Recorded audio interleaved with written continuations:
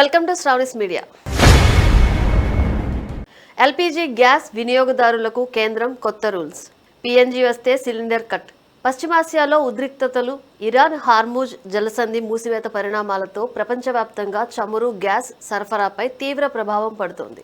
దేశంలో ఇంధన ధరల పెరుగుదలతో పాటు గృహ వినియోగదారుల ఎల్పీజీ గ్యాస్ కనెక్షన్ల విషయంలో కేంద్ర ప్రభుత్వం పలు కఠిన నిబంధనలను అమల్లోకి తీసుకొచ్చింది. ముఖ్యంగా పైప్లైన్ గ్యాస్, పీఎన్జీ కనెక్షన్ల వినియోగంపై కొత్త మార్గదర్శకాలను జారీ చేసింది.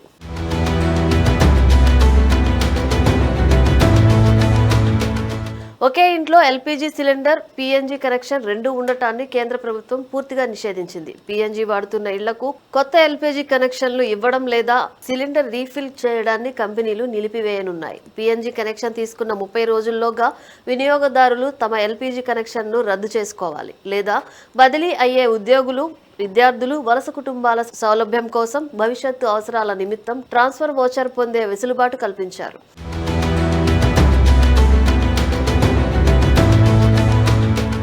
మీ ప్రాంతంలో పీఎన్జీ పైప్లైన్ నెట్వర్క్ అందుబాటులోకి వచ్చి కంపెనీల నుంచి మీకు నోటీస్ వచ్చిన 3 నెలలలోపు ఖచ్చితంగా పీఎన్జీకి మారాలి. నిర్ణీత గడువులోగా మారకపోతే ఆ ఇంటికి సరఫరా అవుతున్న ఎల్పీజీ సిలిండర్ కనెక్షన్ ఆటోమేటిక్గా రద్దవుతుంది. ఈ నిబంధనలు కేవలం సొంత ఇల్లు ఉన్న యజమానులకే కాకుండా అద్దె ఇళ్లలో ఉండే వారికి కూడా వర్తిస్తాయి.